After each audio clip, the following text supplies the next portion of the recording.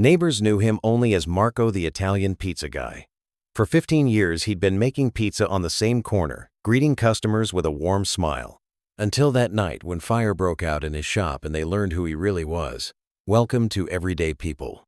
Before we begin this powerful story of hidden identity, courage, and forgotten expertise, tell me in the comments where you're watching from today, and if you believe stories like this need to be told. Hit that subscribe button and help us share these stories.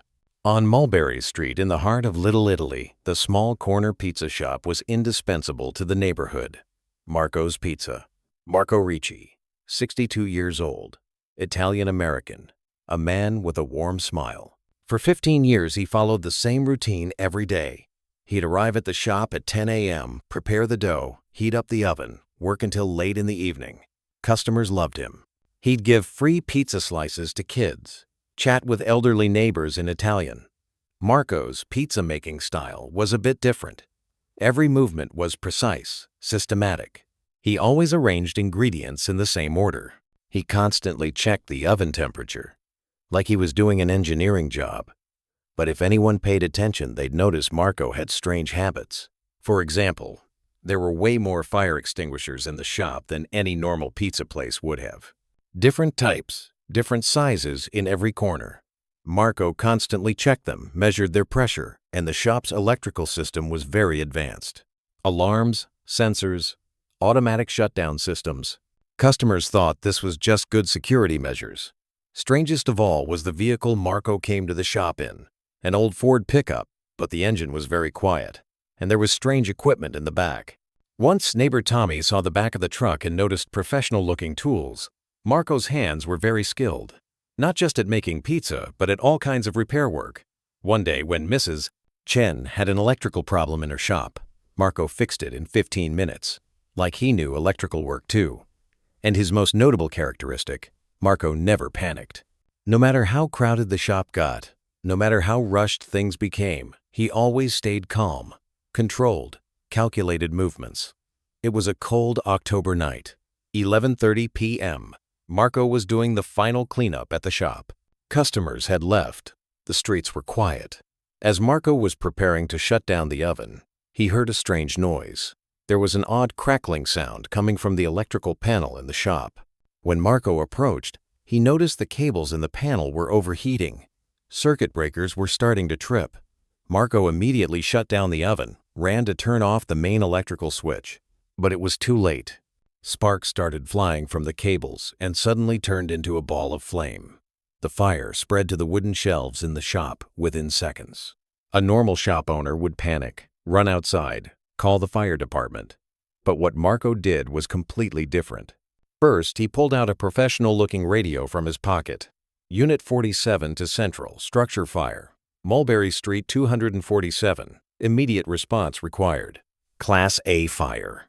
Electrical origin. Then he ran to the fire extinguishers in the shop, but he didn't use them randomly. First, he grabbed the CO2 fire extinguisher and started putting out the electrical part.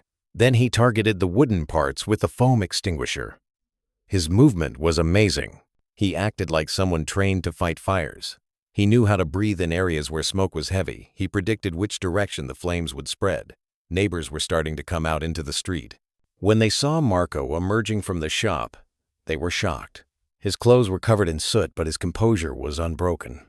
"Marco, are you serious? There's a fire inside. You need to get out," shouted neighbor Tony. But Marco smiled. "Everything's under control, Tony.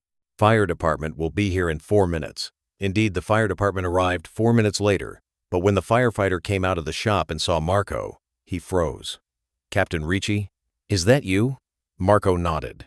"Hey, Rodriguez, how are you?" The firefighter turned to other crew members. "Hey guys, this is Captain Marco Ricci, retired from FDNY. Neighbors looked in amazement.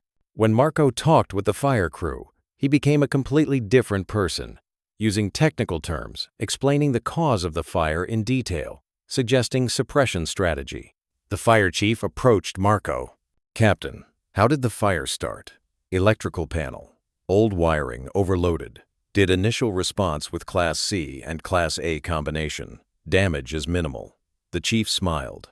Still keeping up the old habits, neighbor Mrs. Chen couldn't help herself. "Marco, Were you a firefighter? Marco answered with his modest smile.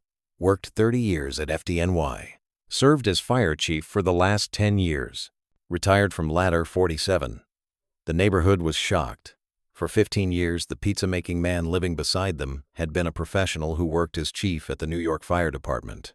"Why didn't you ever tell us, Uncle Marco?" asked young neighbor Lisa. Marco's answer was simple. "Because I'm retired. Now I just make pizza. But I'll never forget how to fight fire." In the following days, Marco stayed the same, but the neighborhood changed.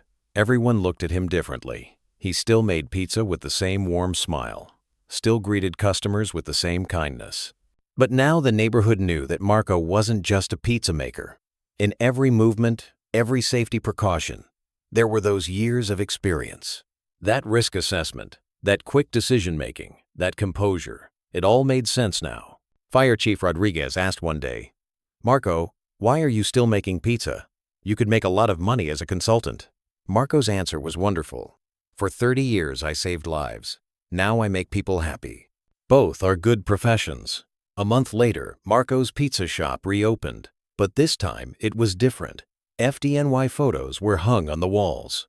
And Marco started volunteering to teach fire safety lessons to neighborhood children. Even in retirement, he was still teaching.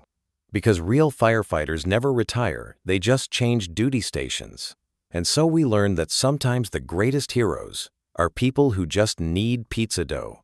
Sometimes, the most valuable expertise is hidden behind daily work. Marco's story showed us that skills gained in the past never disappear. What matters is how we use these skills, how we share them. Now I ask you, have you ever met someone like Marco?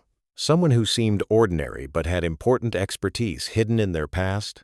Write their name in the comments. Share their stories. Because here at Everyday People, we continue to give voice to hidden experts. If this story touched you, subscribe. Don't forget to like the video and share it. Help ensure these quiet heroes' stories are never forgotten. See you in the next story. And remember, if you see someone working quietly and experienced around you, listen. Maybe that person has very valuable knowledge to share.